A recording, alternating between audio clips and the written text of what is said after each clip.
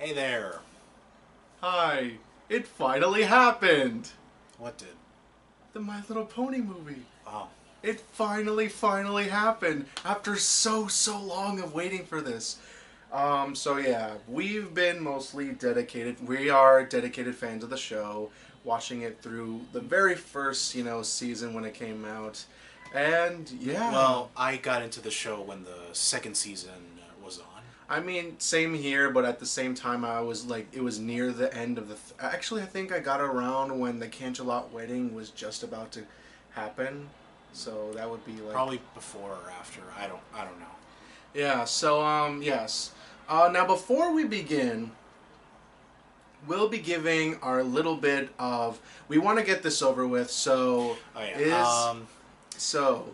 If you're not a fan of My Little Pony Friendship is Magic, I doubt the movie will do anything for you.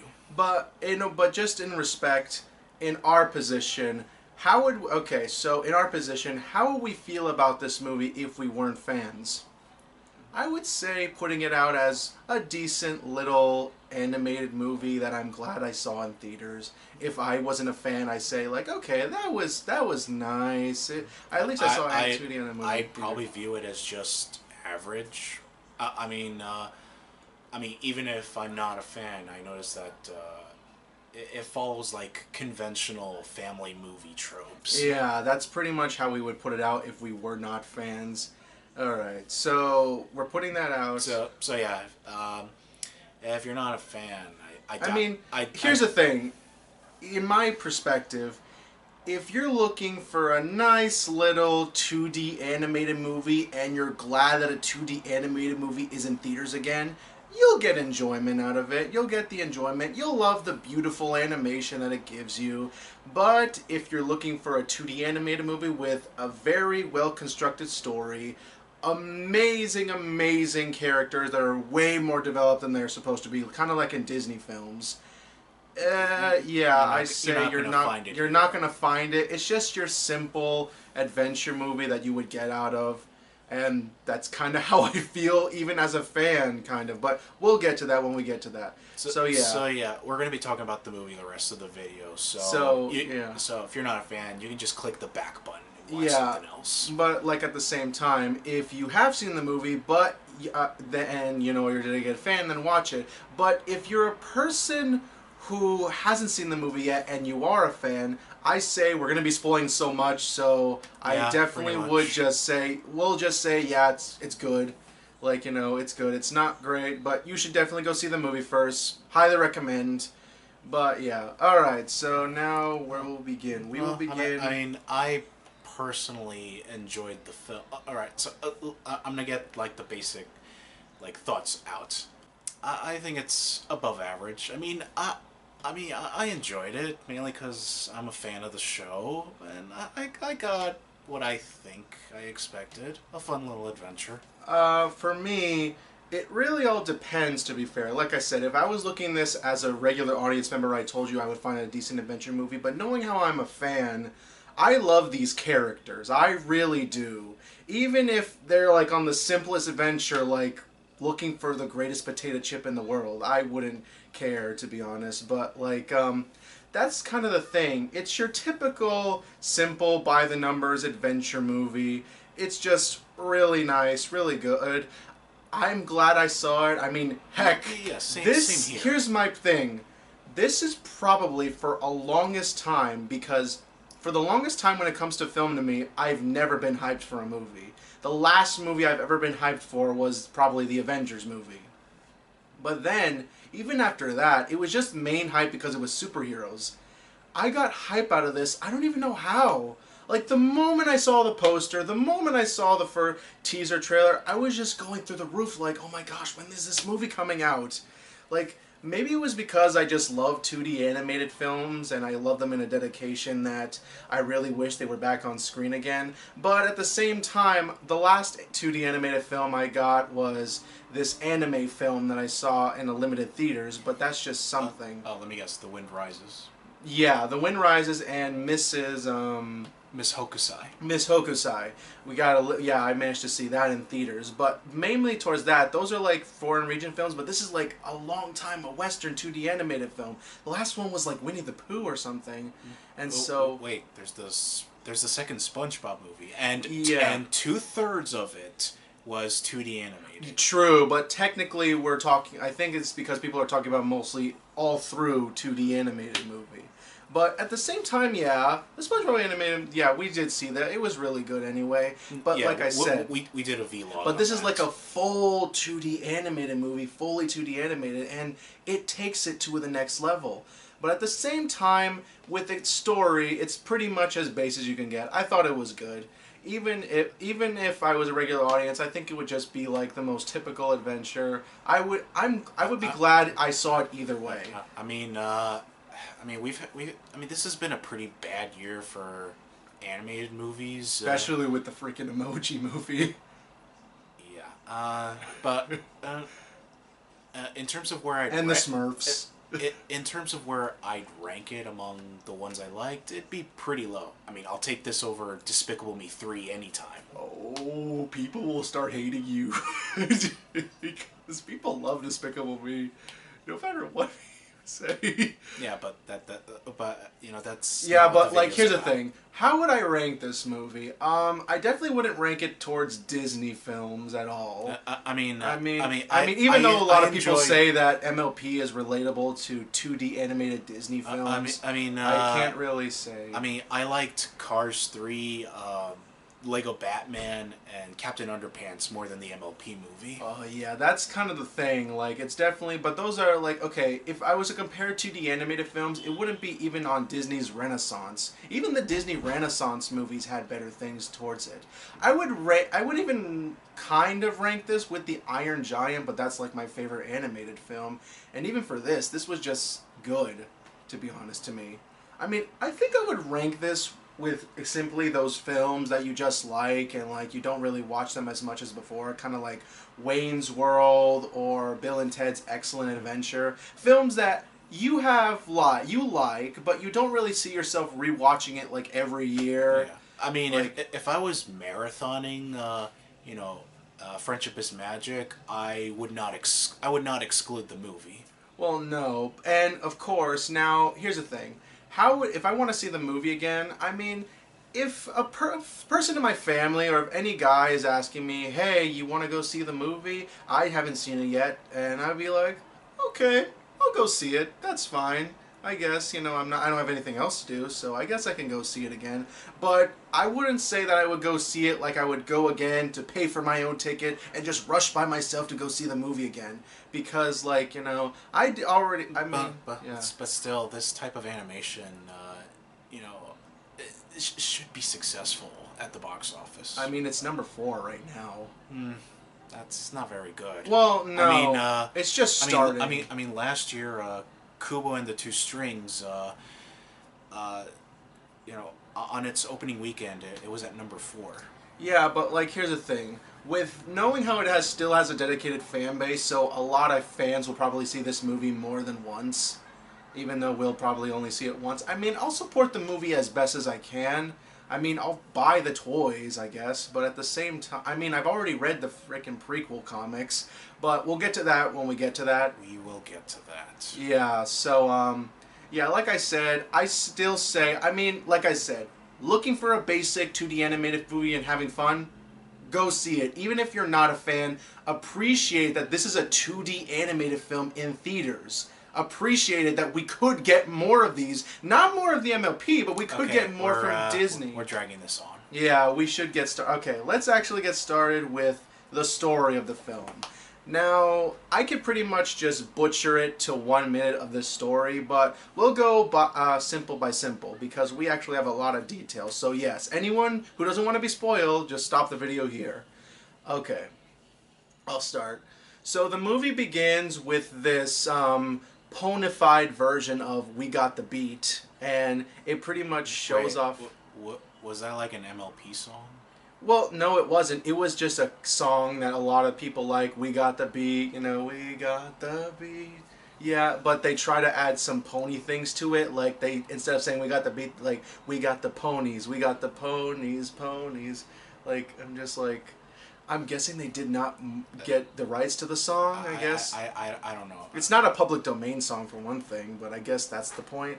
But okay, so it opens up, and the movie opens up gorgeously. It starts out with the ponies flying towards the air, and that looks so good. Like the opening was just breathtaking, almost. Although, you know, seeing as how this is upgraded animation, to be seen in theaters, it was a little jarring, after getting used to, the cheap flash animated stuff. Yeah. Well, no. I mean, they have tried to up the flash animation. I mean, in the future seasons. it does feature some more complex camera angles thanks to the usage of CGI. Yeah, and we'll talk about the CGI in one point, but so yeah, this opens up with this beautiful animation. It shows you this is pretty much spot your favorite character kind of thing. Like, oh, hi, this character, oh yeah, I know that character from the show.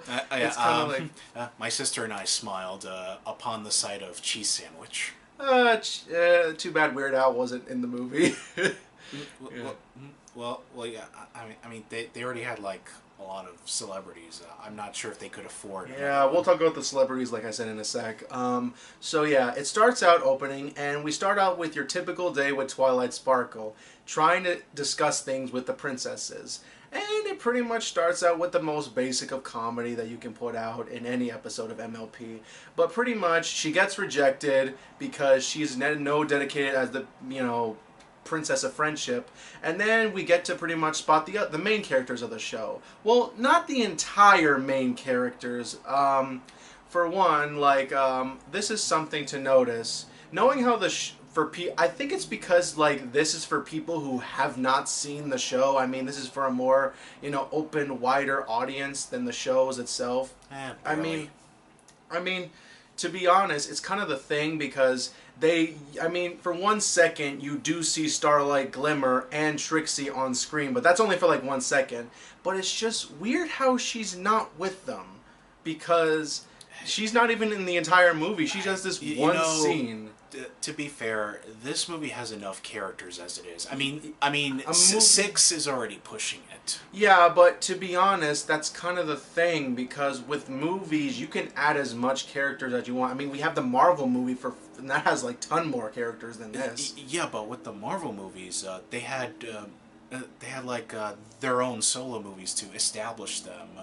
Yeah, I guess that's kind of the thing. And not to mention, balancing every single character out is a very tough act. I mean, Captain America Civil War barely managed to do that. But it still was a really awesome movie anyway. Yeah, of course. Yeah, but with this, I understand that they just want to give the most basic characters. Not to mention that this movie's a little over an hour and a half. The time limit in this movie is also a problem. But okay, continuing on with the story, so we see the main characters, and they're introduced in the most basic of ways. They're introducing their personalities, who they are. They even do that with the song in the movie. I mean, I don't know, is this a song that's been said already before, or is this a brand new song? I don't know, it sounds kind of similar. Besides that opening one, these are all brand new. But the one beginning song where, not the beat song, the beginning song where they all sing together, it kind of sounds familiar. Yeah, I don't know. A lot of the songs in MLP nowadays are starting to sound the same to me. Kind of, but not all the same. But okay, so this is coming from a guy who doesn't even like the songs in the show, but I do have a few that I kind of understand, but most of them I don't. Yeah. I got one word for you. Fly. Fly. Freaking fly. Oh my gosh. I'm not playing this when we're doing the review, no. Oh, but it's in your head. I know it is. Yes, I know that. Oh my gosh, thank God. I just got the song out of my head and you're bringing it back. Yeah, thank you. So yeah, basically they sing a song, and then we have our pushed-in celebrity cameo from, I know that her name in the movie is Serenity Songbird, but It's a You it's might a as- pony version of Sia. You might as well just call her Sia, because like, I mean, technically Sia's not even a real name. So It's her stage name. it's her stage name, but you might as well just call her that in the movie. There's no hiding it. They have like the same design. Yeah, I she's mean, modeled after her. yeah, but like but all the other celebrities don't look like themselves. So why does Sia look like herself? I mean, they even have different names. Sia, Serenity Songbird. So don't you like, for one thing, why couldn't her name represent like, her name? Couldn't she have been a bird? Couldn't she have been like a pony with bird outfit or something? Although Cheese Sandwich is kind of based on Weird Al Yankovic. But you can see that there's a major difference towards that. No, I mean, even in a flashback where we see him as a kid, he wore glasses, just like how Weird Al did in his early days. Yeah, true, yeah, but still, there was some distinctive to his design. Not like a whole thing. I mean, when I saw it, I didn't see really Weird Al. I mean, I heard of his songs, but like, I didn't really know him that much. But then after that episode, yeah, I heard about him. But now, getting to the point, this is a pushed-in celebrity cameo. She doesn't even do anything different with her personality, and like, that's kind of the problem. And it's shame because she's the only one compared to the other celebrity cameos, and we'll now get to that. So after, Serenity Songbird comes in, like, then these terrible CGI blimps come in, and then we see our main character, Tempest Shadow, and Grubber, who's played, like, Tempest is played by Emily Blunt, which I'm so glad you don't recognize her voice, because I've only seen her in 2 films. I've seen her in a lot of movies, and I'm so glad that she did some unique voice, just to sound different. But then we get Grubber, who I feel like has a personality of his own. He doesn't act like the actor, but you can definitely hear the actor's voice. I can tell it's Michael Pena, but yeah. At least he's funny. At least, yeah, but he has a different personality of his own. Like, that's a good thing. I mean, he doesn't act like the same character, like, save for Ant-Man. No, he pretty much acts like his own thing. But yeah, like I said, let me talk about here's the thing. While the 2D animation is amazing, the CG is just awful. It's really bad. I'm assuming this is on a cheaper budget than other. And it's mainstream it's no excuse. movies. There is no excuse. These are the same company that CG'd the Transformers movies, and even if the Transformers sequels were bad, at least the CG was really good. No, I think the visual effects in the Transformers movies were done by a different studio. Yeah, no, I'm not sure, but they're still done by Hasbro. Hasbro still, was part of it, the money, and they're the same company. Even in the Transformers freaking TV show that's on TV looks better than the blimps in the movie, or heck, that windmill in that one scene. I did not see those were really bad. I mean, many people noticed this when the first trailer came out. Like, they compared it to like PS1 graphics. But when it came to the first trailer, one of the staff members for the movie said that the way it looked does not wholly represent the final product. No, but I'm not talking about the teaser. That was a teaser, not the very, very first trailer of the movie. Like, I'm talking about the trailer, not the teaser. There's a difference. Like, yeah, I understand. Yes, we have that whole conspiracy about, like, oh, how many people loved the teaser, but then when the person who was one of the animators of the movie say that, oh, they did not animate the teaser as much as it was how it's going to look in the movie. It doesn't look as amazing. It's actually due to technical problems.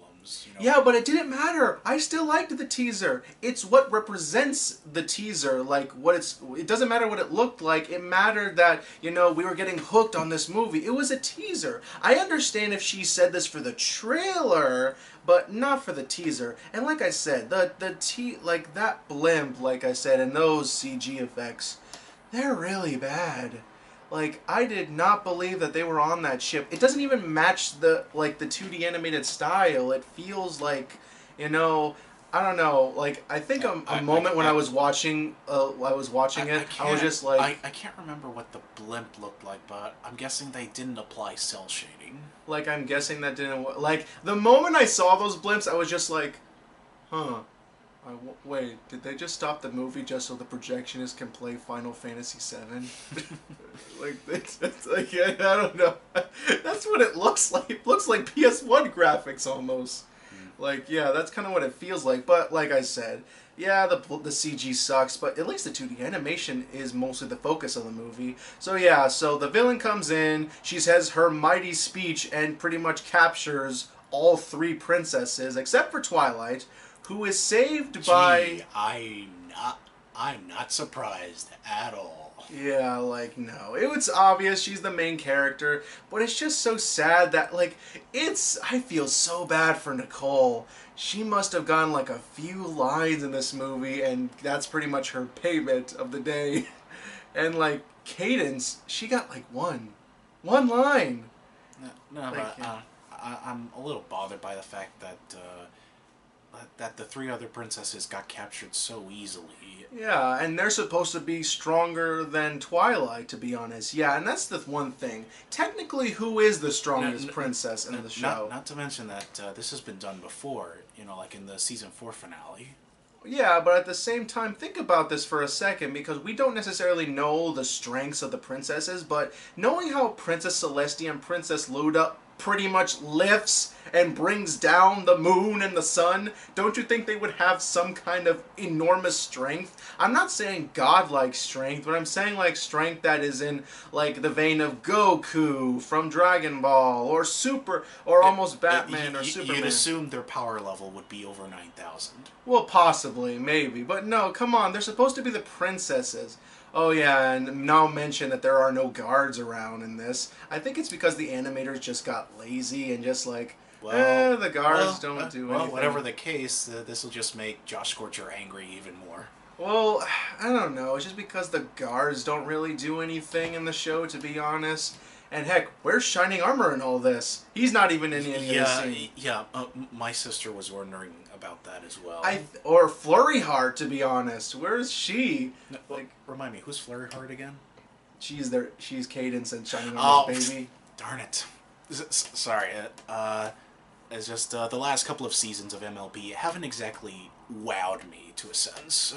I think it's because you're looking for more than what you're looking for. I mean, the recent season now to MLP is more slice of life feel, which is pretty much the strength of the show. Most of the strength of the show comes from the slice of life episodes. Right, but we're going off topic. Like I said, so yeah, they get capped.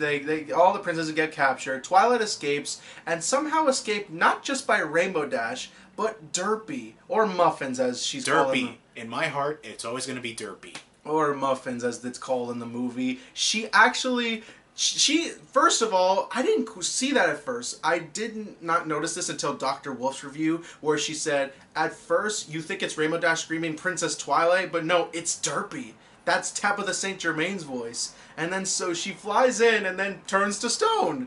Like, I'm just like, wow. It happened so fast. I thought Rainbow Dash was frozen. Well, no, she's supposed to be part of the poster. Yeah. Oh my gosh, posters nowadays suck. They just suck so bad. Well, the last good one was for Star Wars The Force Awakens. Please, anybody... You know what I would like? What if Drew Struzan made a poster for the movie? That would be amazing. That's a pretty random thought. Yo, I don't know. He's an amazing... Anybody who calls him, please tell him, make him an MLP movie poster. It'll probably look better than the poster we have now. Like, because all they're doing is just standing there. It's nothing. Okay, so yeah, they escape, and they go under a river, and then Pinkie Pie almost swears in the movie, but she doesn't. She just, because, this is a kid's movie, or family film, as you put it out. So then they go on this big adventurous journey. They meet these other characters that are just pretty much movie characters that are just introducing this new world, as they call it. Okay, one thing I do like about the film is is the world building. We get to see more of what's outside of Equestria. Yeah, that's actually something that many people were confused about at first. Like, is Equestria like the entire planet, or is there more out there? No, I'm pretty sure it's like a whole continent of sorts. Like you could say like it's the United States. It's like a whole country. Equestria is kind of like that. Or a continent. Who knows? Yeah, so basically, I mean, there must be a whole planet of different kinds of creatures because we don't only meet ponies or griffins, we actually meet hippogriffs, cats, monsters, creatures, and I'm just like, oh my gosh, it took them this long just to do all this stuff? I mean, what other creatures are out there? If there is like an elephant country or a Cthulhu country, that would be amazing. I mean, who would have liked to see a Cthulhu-themed world? That would be the best thing ever. Take note, writers. It might be interesting. Or, you know what? Maybe this could lead to the Transformers crossover that'll possibly come in the future. Nah. I want to see that! Writers, please! And to Hasbro, make this happen. MLP cross Transformers. Do you know how much people will be spending money on that? You know how many people would want to see that? Don't leave the door closed. You know, come on. People want to see a Transformers / MLP crossover, but without Michael Bay involved. Okay, so they explore this world, they meet this cat character, I forget his name. Capper, I think it was. I think it was Capper. Yeah, I'm just looking at the name, let's see. I told you to type it down. I don't know, it's easier doing this. Oh yeah, Capper, played by Taya Diggs, I don't know. Tay Diggs. Tay Diggs. Okay, so they meet this cat named Capper, and he's pretty much your average Aladdin knockoff kind of character. He's, you know, kind of a thief. He wants to have a home of his own. He's just kind of, he sings a song. Yeah, he's basically Aladdin. And the place that he's in is kind of an Aladdin world. Actually, I see it more as that pirate location from Sly 3. I don't know. I kind of like I see because if you look at it, there's like these little places of, okay, I want to sell this stuff, sell food and sell things. Yeah, so he saves them from being sold off to people, which I'm guessing who's never seen ponies in their lives. And after that, you can see that there's a possibility that they're betraying, that he's obviously a character, he's supposed to betray them. And yeah, it kind of goes for that simple... that one little moment where Rarity fixes his jacket pretty much makes him as that one who has second thoughts. I think it's because he's just getting over the fact that his best friend betrayed him. Like, yeah. I'm speaking for the prequel comics. I believe it indicates that it's been a long time since someone did something nice for him. In a way, yes. But he's still getting over between his friend of the other cat. I'm talking about the prequel comics, and we'll get to that when we finish the story. He, you know, at first he was going to betray them, but then he decides to change his mind later and tell Tempest, who somehow finds Pinkie Pie's hair. I don't know, is she more careful or not? And then so... Well, she's probably more observant. You know, looks for things that are out of place. Yeah, so then she finds them, they escape again, and somehow end up in a pirate ship of all things. And they get captured by pirates. They're going to make them walk the plank, and then, oh, lunchtime. And then they... Yeah, I was like, what? And even the characters were, so I think that was intentional. Yeah, but now this is kind of getting to the point where... Yeah, this is some problem of the movie. The movie has issues with its pacing. It rushes things up sometimes, and then sometimes it goes for a normal pace, then it rushes again. Like, it's like, okay, come on, we don't want to keep kids bored. Let's keep it going, this plot. You know, I mean, I understand why they kind of want to rush things because, like, you know, kids are more into the majority of seeing just action, adventure, and, you know, all this stuff. But at the same time, these are the, I mean, we've already seen stuff like Big Hero 6 and like, you know, Frozen, and a lot of kids like those movies, and it took slow paces at some point. Even stuff like Finding Yeah, Nemo. those movies knew when to give us a moment to breathe. Yeah, like those. I mean, because kids need slow moments. They need to learn about patience, and it what brings emotions to characters. And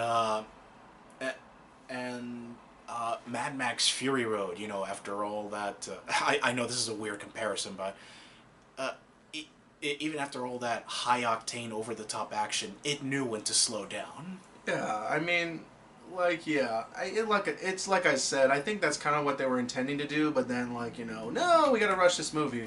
I mean, for one, it's kind of the problem because you wished a lot of these characters were more developed. Like I was expecting this movie to be possibly 2 hours or 2 hours and a half. Nope, not a Like, chance. no, not a chance. And even though a majority of Disney movies have gone the 2 hour limit. No, they haven't. Yeah, there's some of them that do. They go the 2 hour limit. No, they're either like an hour and a half or like an hour and 40. I don't know. Then maybe they're just not fleshing out their characters that well. The new ones at least. So then they go into this sea pony. So after they escape, they end up in this sea pony world. I guess M.A. Larson's dream came true. Yeah, Emily Larson is this sea pony world, which, I mean, that's something they did not explore, but I'm still expecting these characters to go to space. That is my dream thing. I want these characters in space. Like, so they go into the sea world, and we definitely do see a little bit of Little Mermaid moment, or just example, let's see, what other sea kind of places are there? Animated movies that take place in the sea besides Little Mermaid, Finding Nemo and stuff. Yeah, basically a sea-driven world, and we find out that hippogriffs exist. Yeah. What's a hippogriff? Well, you remember Buckbeak from Harry Potter and the Prisoner of Azkaban? That's a hippogriff. Yeah, though of course they turn into seahorses in their world. Yeah, as a way of hiding. Yeah, right? there's this little detailed plot saying that, the Storm King came in, he's the main villain, basically, the Storm King, and came in, took away their land, and they decided to go into hiding under the sea. So, yeah, Under the sea. Yeah, they go under, and then we see this queen who's played, Queen Nova. Her name is Queen Nova, and she's played by... She's voiced by Bismuth from Steven Universe. Bismuth from Steven Universe. And Crazy Eyes for the fans of Orange is the New Black. Yeah. And, of course, we have this princess who's kind of like a Pinkie Pie-ish character, played by Christian Chenoweth. So basically what happens here is that this is your basic third act. They try to get help from her. She doesn't help. But then, so Twilight thinks of a plan of... Actually, that's more of the end of the second act. Well, yeah, so the end of the second half, they think second of a... act. Second act, okay. So Twilight thinks of a plan of stealing the orb, and before we get there, we'll get there. She tries to steal the orb while her friends try to do the right thing and try to make the princess take the orb by singing a song. And I feel that's a problem in the movie. Remember we talked about the pirate ship? So there's a captain. So this captain...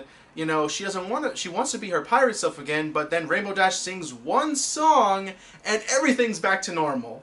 Oh, and she ends up making the enemy, attract, by using her sonic rainbow. Oh yeah, that was a pretty idiotic moment, but the thing is, they actually suffer the consequences of having them. Yeah, and like I said, we'll get to the Twilight thing, but okay, so yeah. So then Pinkie Pie makes friends with the princess, and even is making friends with the queen, saying that to trust us, and they could help them. But then after seeing Twilight pull the alarm, she ends up taking them their abilities of being seahorses away, sea ponies, and take them out into a desertous area, and just pretty much outside their home. And yes, we get pretty much the cliche of these the main characters fighting each other for out of context reason. The third act breakup. I really can't stand that trope. I think it's because it's a trope in every movie. It's so weird how a movie that they could have done something different with it, but no, it's so by the numbers. Well, not completely. They do something that's actually worse than the actual cliche. So, but we'll talk about that. But like I said, they have that by the numbers, breakup in the end. But at the same time, we have movies like Planes, Trains, and Automobiles where they have the blowout in the first third of the movie, which is taken away just so we can get something new in the second and third act. Yeah, but in Planes, Trains, and Automobiles, they had the main characters actually split up a couple of times and then just happened to run into each other again. But at the same time, they decide to bring a cliche and get it out of the way just so they can bring new stuff into the second and third act. And that's what made the movie so unique. But in this movie, they had to go by any animated movie ever. Though, now let's talk about that scene. Oh, hold on. Yeah. Yeah, I don't know what is it about, a lot of American animated movies using that third act breakup. I just don't get it. Animation is a medium. You can do so much more. Instead, you guys just stick to conventional stuff. Well, they don't fully do it. I'll explain why. So, now let's talk about the controversial Twilight scene. Controversy? Okay, I'm out then. Alright. Oh my gosh. Are you really going to just stay in there all day? Sorry, I don't like to get involved with these kind of debates. Well, okay, so basically, many people are going to discuss, why did Twilight steal? It's not her character. It's not her character at all. Why did she say that mean thing to Pinkie Pie? It's completely out of character. It's way too mean-spirited. Think about this, guys. Twilight in the show is basically the smartest character in the group. So, in a way, it kind of is, in a way it works, in a way it doesn't work. Because it can work for any audience member who is just fine with this cliche and doesn't care about it. But for a fan of the show, this is taken away for what she is. But think about this for a second. She does always the smart thing to do, and mostly what happened between the Queen is somehow stealing the crystal is the smartest thing to do. But knowing how her friends mostly are not the smartest in the group, they do the right thing and try to convince the Queen. But then we get that scene where Twilight just says to Pinkie Pie, like, I cannot believe you were not taken, because she was not. None of the other characters were taking this thing seriously. Their town's being taken over, and they keep joking around and don't do anything. They just try to make everything worse, and then Twilight finally blows up and just says, "This wouldn't happen if I had friends like you," which, oh my gosh, it hurt. It really hurt, that scene, when you really look at it as a fan. Like, you would never expect a Twilight to see that, but of course, they split up. But here's actually a thing that makes the scene actually more strong. She doesn't mean what she really said. Because they could have laterly said, they could have left it alone, they could have just walked separately, and that's it. No, but then Twilight says the line, "I need time to talk. I need some time alone," which means that she never meant anything that she said. Never meant any word that she ever thought of. She just said, "I just need time alone." So yeah, basically, like, she knew that it was her fault. I think it's because she was angry. She was angry. She was in a tight spot. I mean, they're coming after her for her powers. And so that's understandable that they would do that. So yeah, I understand why people would think so harshly about this scene. But like I said, I think it works fine in the film. And you shouldn't take it too seriously. But at the same time, now, like, I mean, I'm already done already, but... Oh, you're done with the controversial part? Oh, yeah, I'm done with the controversial part. I mean, the next part's basic. Alright, so then... Twilight gets captured, like any cliche, and then Spike tries to tell her friends that she's been captured, and this is where they don't follow the cliche completely, but I think it's worse than what it should have been. I think they should have kind of followed the cliche, because this is usually the part where, here's the thing, I feel that this would have made their friendship stronger. Like, in the scene, they should have had Spike come in saying Twilight is captured, and they should have put out, like, saying What if one of them just said, "Why? Why should we go save her? She doesn't care about us anymore." Oh, yeah. Missed opportunity right there. Because isn't Spike like the voice of reason? Yeah, because why shouldn't have one of the main six saying, "Why should we go save her? She doesn't care about us anymore."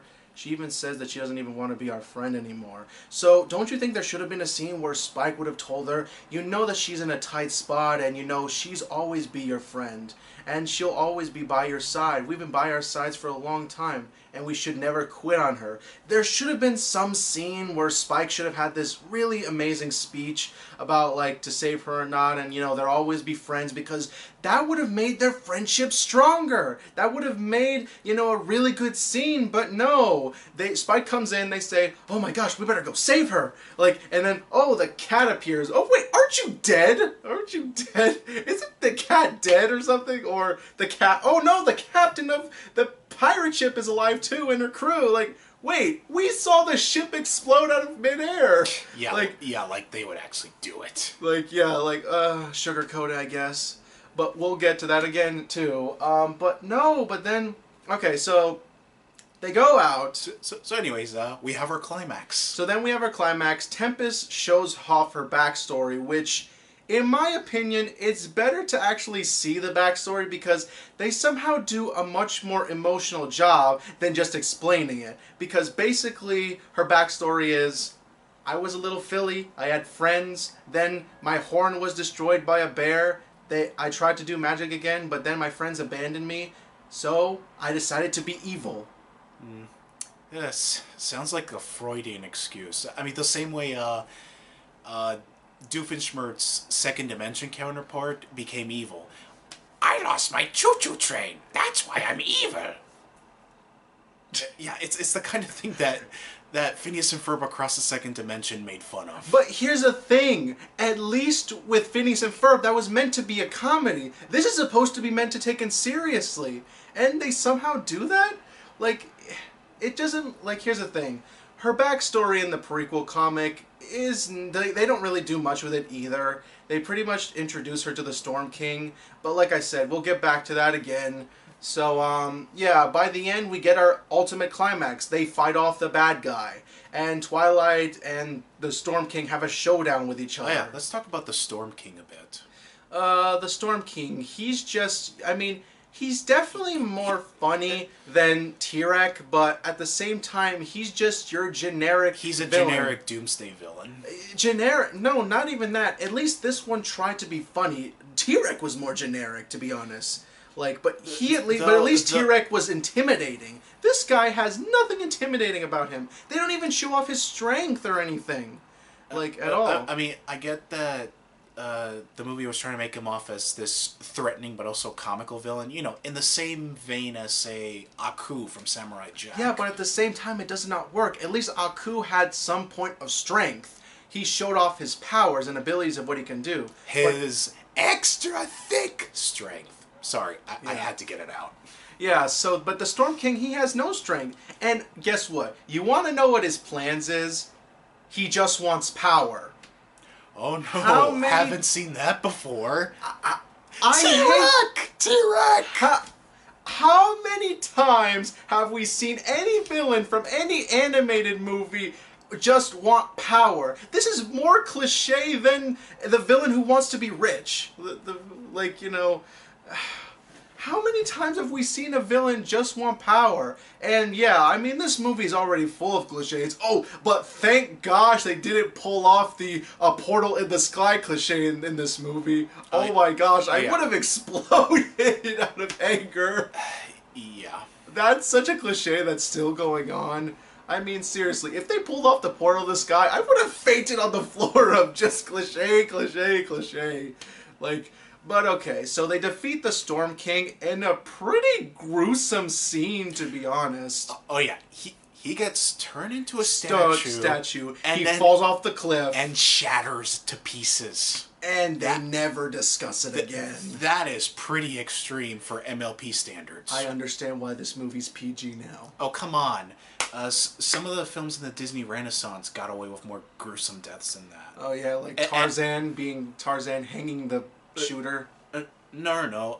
It was Clayton who got himself hanged. Yeah, I mean, Tarzan tried to save him. And even... And also, the main villain in Mulan, he got blown up by fireworks. Got away with a G rating. Yeah. Hunchback of Notre Dame had themes of lust and genocide. Still a G rating. And... Princess and the Frog. Yeah, Dr. Facilier gets dragged into hell. They got away with so much, and somehow MLP gets the PG just for that scene. The MPAA is so inconsistent. So yeah, and they get their pushed-in celebrity song in the movie too, and yeah, that's pretty much the entire movie. It's your basic by-the-numbers movie. So like I said, if I was going this by Butcher, I would say it's just characters having fun. They get a villain comes in, you know, takes over the town. They go on an adventure. They have that cliche third act of them separating. They get back together again, stop the villain, and happy ending. Yeah, pretty much a checklist for a Yeah. lot of family movies. It's pretty much your basic adventure movie, but I'm not saying it's bad.